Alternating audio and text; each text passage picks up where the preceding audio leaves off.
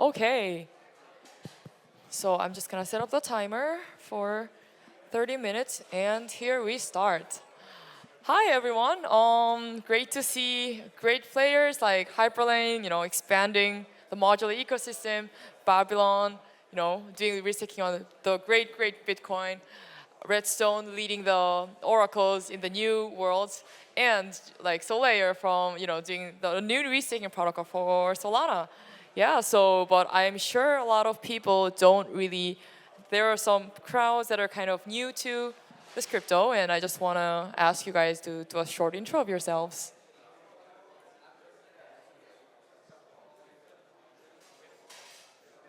Yes. Oh, cool. Hi, everybody. My name is Nam. I'm working on Hyperlane. It's a quick intro to Hyperlane. Hyperlane is an interoperability framework that allows anybody to deploy Hyperlane to get connectivity between arbitrary two chains. We support multiple execution environments, such as the EVM, Cosmos, SVM, launching on Clips very soon. And there's many other people who are building Hyperlane implementations for their execution environments. And so that's kind of a quick 2 cents on that. Hi, I'm Jun from Babylon. And Babylon is about Bitcoin staking. And what that means is that we're trying to build the third native use case of Bitcoin after store of value and payment. And then here comes staking. So,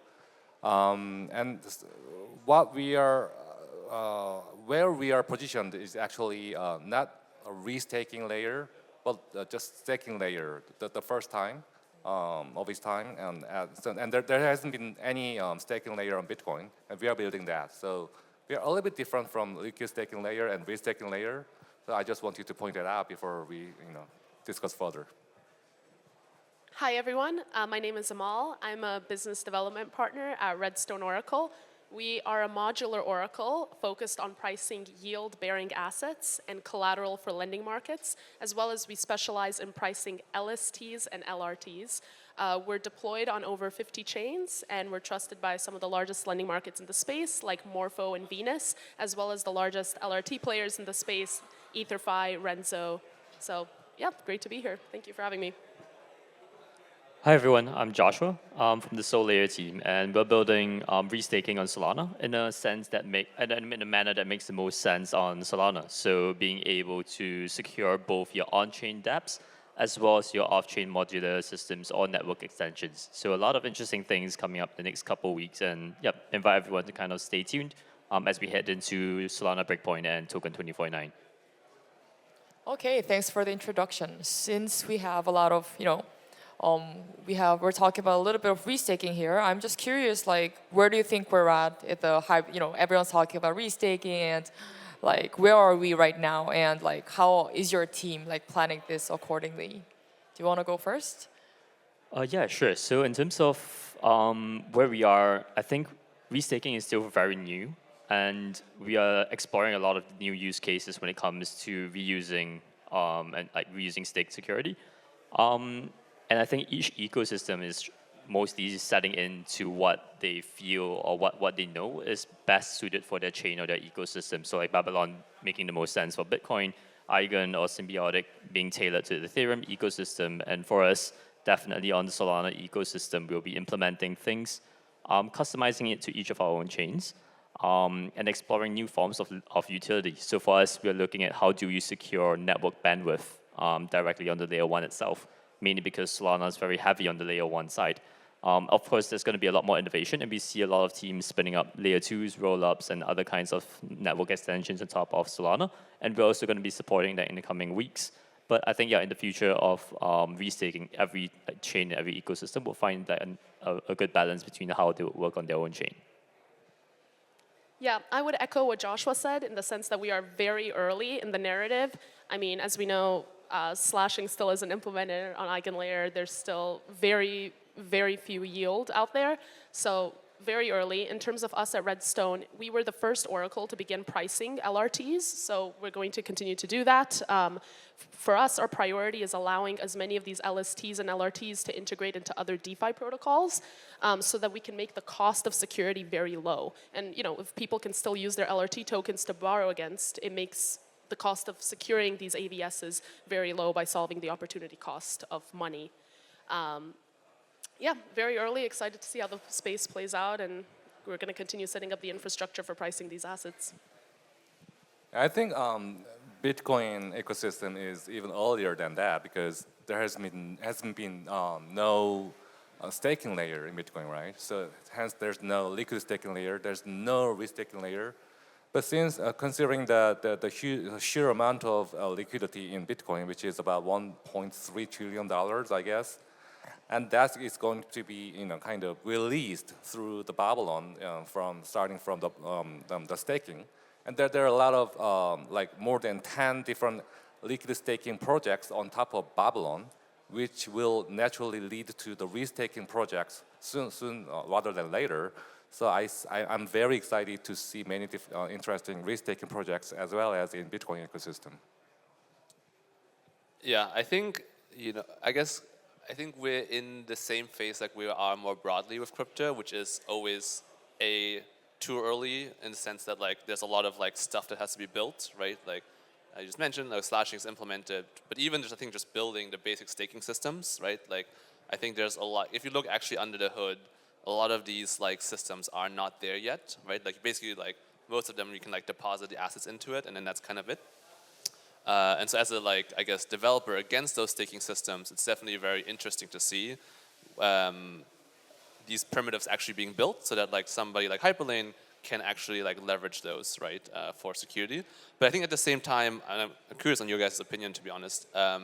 Like I feel like there's so much hype about restaking, but yet like so little like I have seen very few projects that are actually able to like leverage that. And so I'm kind of curious, like from your perspectives, like what is like the most like what do you think is the biggest barrier to actually getting those adopted? Like sure, like we are early and like there's a lot of infrastructure that has to be built, but like what's actually missing to allow developers, aside from that kind of like building, what is missing for developers to actually like leverage that economic security?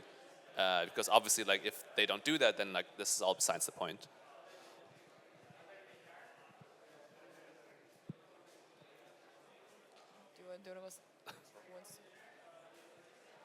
So I think I'm not sure if I'm answering to this question, but I think there's a huge imbalance between supply and demand in terms of restaking, and I think this is a overly supply market, right? And demand, we are not sure. I think this is some kind of elephant in the room, right? Yes. We all know that that's going to be a huge risk, but nobody is really tackling that. Nobody is really saying that, right? But we do know that there will be some risk. Yeah. So I think that's one thing that every developer or every contributor in this risk-taking ecosystem should be aware of, and should be kind of I don't know, have some solution, or I don't know, maybe some mitigation plan to navigate this potential risk. Yeah. Yeah, I would say that's the million-dollar question that everyone in the space is trying to answer: how to make it easier for developers and incentivize developers to actually build something that's going to have product market fit, which is actually revenue generating. And frankly, it might be too early to say. Yeah, I think tackling risk as well as like how do we incentivize developers to build. I think there's a lot of attention on Solana right now, so I think there's a lot of developers who are looking to build. What we help out with is to make that barrier to entry a lot lower, mainly because now developers can bootstrap liquidity, or if they need network throughput, they don't have to bootstrap their entire infrastructure, run validators, point stake towards themselves to accelerate their transactions. That usually only exchanges or large players can actually afford. We're trying to bring that barrier to entry a lot lower and also make it easier for them to kind of capitalize on the network effects. One thing we have is a shared liquidity layer across all of our AVSs so that they can actually kind of have like network effects that can support even the smallest builders. So they don't need to fork out like $1 million to kind of build infrastructure. In terms of risk, we're actually going to be implementing a separate kind of risk or slashing mechanism that allows for different tranches so that your user funds aren't being slashed all in one go. I think that's going to be very healthy, and we'll enforce it on the protocol level to make sure that user funds are being protected. Okay, yeah, we just talked about some developers like experience perspective, and I just also kind of want to tackle the sustainability side of things, and like on you guys, like how much security does an AVS require, you think, and like how would you as an AVS will like cover the cost in terms of like reward, going back to the stakers? Do you guys have any like roadmaps on that? Yeah, ideally the security should be correlated with the total value secured, which is about between 3 and 4 billion right now. The reward rate, it's still too early to say. It's for us at Redstone, it's not decided yet. We'll try to be competitive. I mean, we are actively generating healthy revenue from our customers, so there is a lot of funds that can actively be redistributed to users, and that's something we're actively mapping and seeing how the space evolves to make the final scope.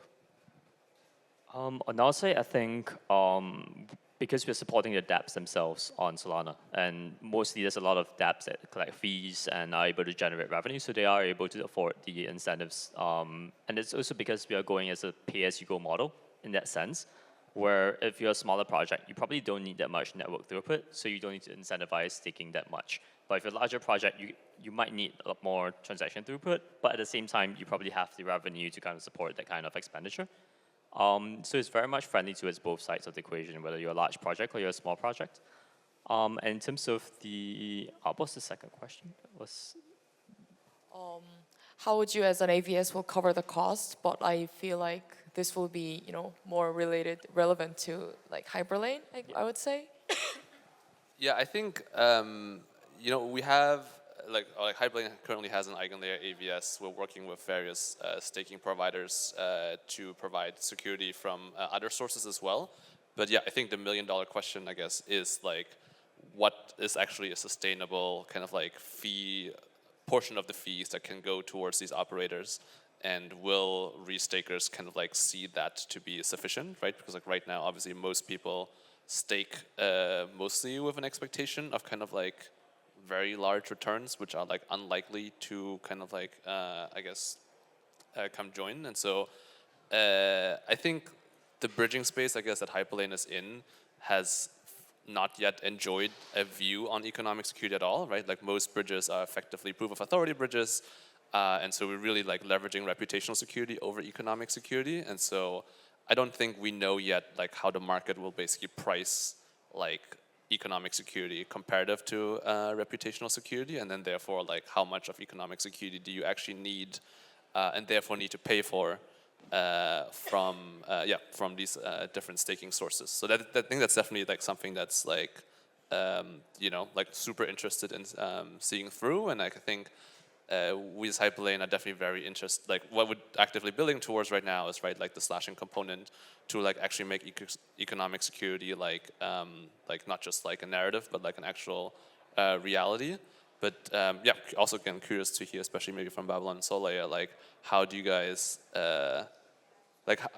help, I guess, like let's say your AVSs think about like how much, like what is the cost of that economic security, right? Because like, I think right now there's still very little demand for the economic security, and so it feels to me a little bit like it's basically free. But yeah, curious kind of how you guys thinking of pricing the stake that's available in your platforms. So in case of Babylon, what's good about Bitcoin staking is that the expected APY from Bitcoin holders is very, very low. Like, how many APYs can you expect out of holding or holding Bitcoins? Zero, right?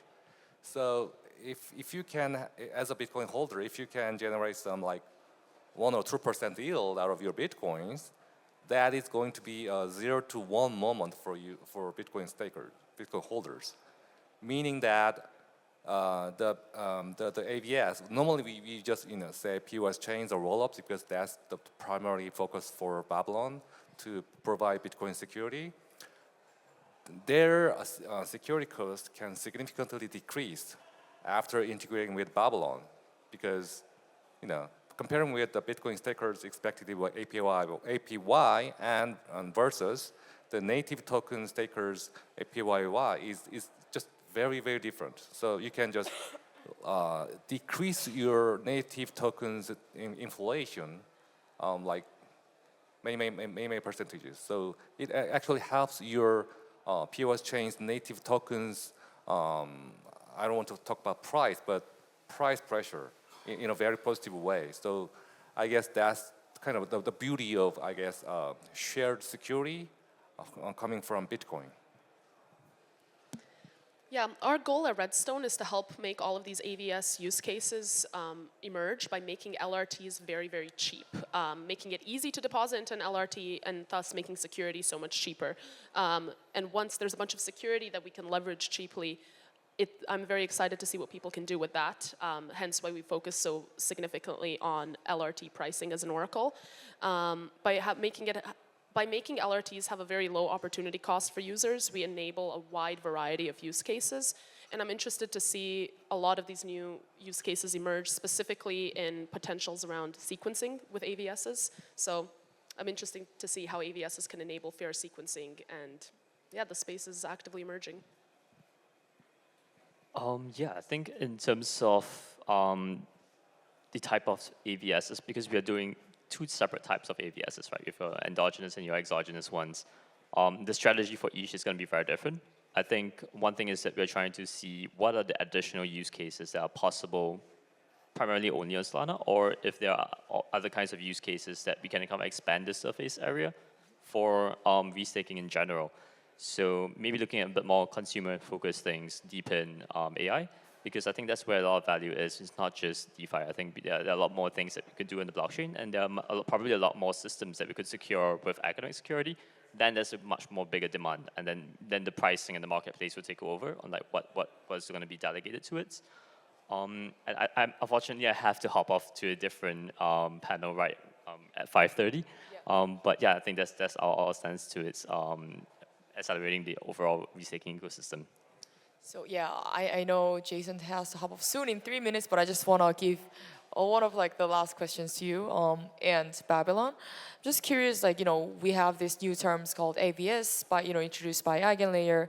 I'm just curious, like, what are your plans to select and manage the upcoming AVSs, and that are coming on top of Sollayer and Babylon? What do you mean by manage the AVSs? You are going to build your own restaking ecosystems on top of Sollayer. Do you have any like roadmaps on that, or like how do you want to, make it like different from Eigenlayer perspective? Do you have any strategies on that? Just curious on that. Yeah, I think in terms of the a few differentiating factors, and that's because we're on Solana. So first of all, the endogenous side, that's where we are able to push for basically any dApp on Solana. And because you get back your receipt tokens or your AVS tokens, that also opens up possibilities for people to use that AVS token to go and secure your off-chain system. So it's a full pipeline from your native staking to your endogenous AVSs, and then that's securing your off-chain apps. So that's where there's an interplay between both your endogenous and your exogenous AVSs. So we might even see dApps bringing on maybe their service providers or other systems at play, and seeing how they can integrate with each other to provide not just like service, but also a bit more on the security side. And we try to make it as simple as possible. So integrating everything like one click, or maybe like a CLI tool, or SDK, simple commands, integrations, and like sample code that we would open source and help people build on Sollayer as quickly as possible.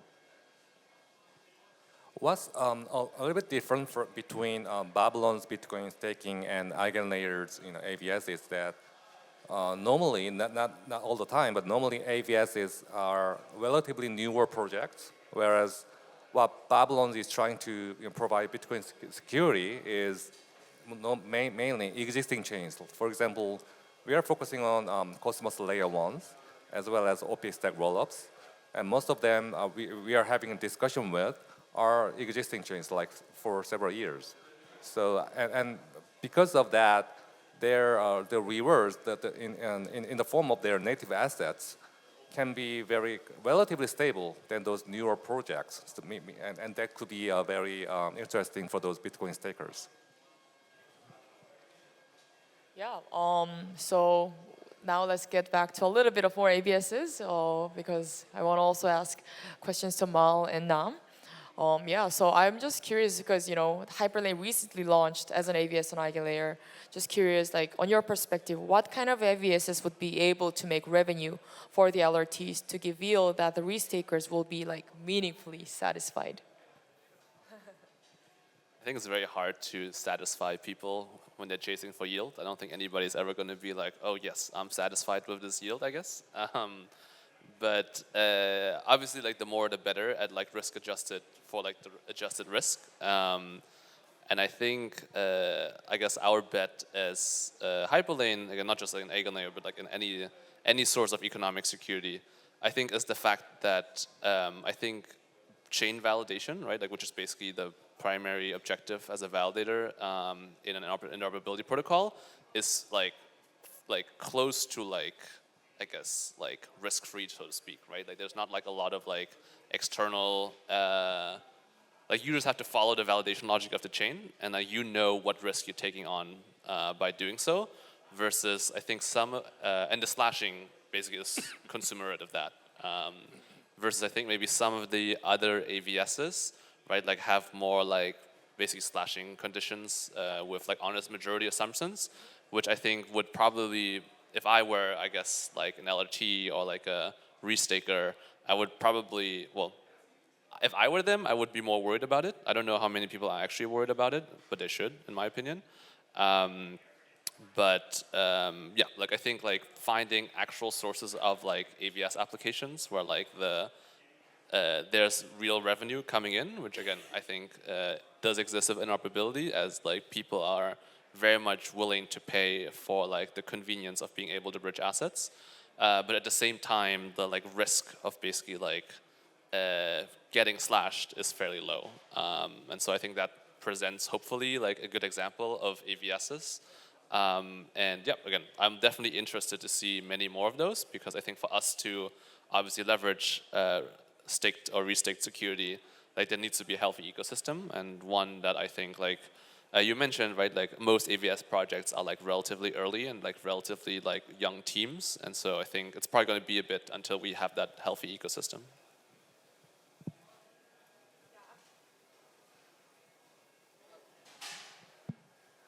Yeah, I think the like revenue generating is like maybe the $1 million question in this space, but I think the AVSs that are going to be able to make revenue for LRTs are the ones with very solid tech that can demonstrate a very strong technical track record and specifically limit the risk of accidental slashing. Do you have any takes on that, Jihoon? I think I have to pass on it because I can have an opinion, but our project is not really on AVS, so. Okay, yeah. Well, like any like expectations, or like because you're also gonna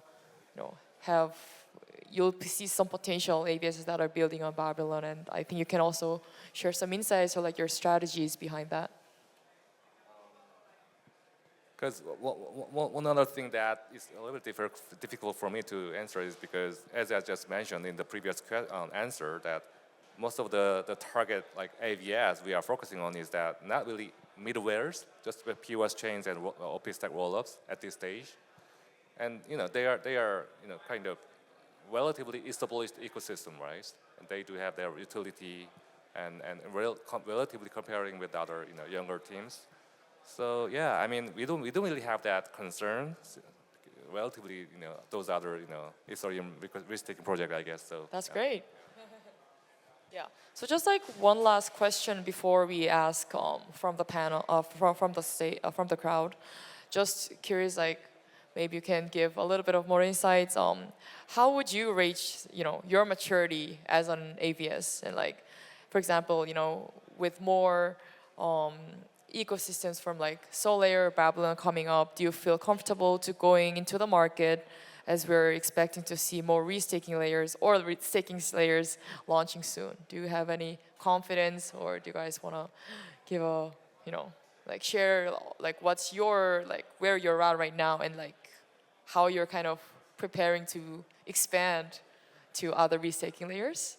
Yeah, Redstone, we are actually in the early stages of launching as our own AVS. We have a beta version that is live on ZK EVM and a few other test nets. At the moment, we are running security audit on the code and design. So it's still very early, but evolving quickly. Yeah, I think what we're most excited about is, well, just like doing the integrations, right? But I think that's just one thing, because I think the way more interesting part to us is actually allowing a asset issuer, for example, like an LRT, to basically secure the bridging of their token with the economic security that they bring, right? So like let's say Renzo recently launched their bridging on top of Hyperlane, right? And like right now it's secured, right, like by a POA set. But like what's super interesting to me is basically like allowing the Renzos of the world, and like Renzo again, just take it as a specific example for an in general asset issuer, to use their economic stake that they have, right, like in their protocol, but really just their token, to basically like use that as the economic stake that like secures the bridging, right? And so you have this kind of like nice like kind of like flywheel of basically like the token itself and the value of the token itself is what secures the utility of the token, in this case like bridging tokens across, right? And so our goal is it to leverage staking systems like EigenLayer, like Symbiotic, but ultimately any staking system, to allow projects to easily use their own token to secure the bridging of their token. And I think that's just going to allow for economic security and bridging to become much more prevalent, because it's kind of like a nice utility story for that token. And I think everybody knows that tokens could use more utility. Do you have any, I know Babylon launched mainnet last week. Do you have any, next timelines that you're aware of that you want to share with the audience? Okay, so our Babylon's mainnet launch is going to be phased into 3 different steps. The first one, the phase 1, has already been executed in the previous week. And the next phase, which is going to be at the end of this year, is going to be about the Babylon's own POS chain launch. And our Babylon's own token will be the first reward for those Bitcoin stakers. And the next phase, the phase 3, will be early next year, and they'll be about integrating with the other POS chains other than Babylon's own POS chain. And we are starting from Cosmos layer 1s, major layer 1s in Cosmos. And yeah, and they'll be super interesting to see that many other different native assets of different layer 1s will be given back to the Bitcoin stakers. And we are really, really excited to see that sooner or later. All right. Thank you so much, guys, for being here. I hope you guys have a great time for the rest of the week. Thank you. Thank you.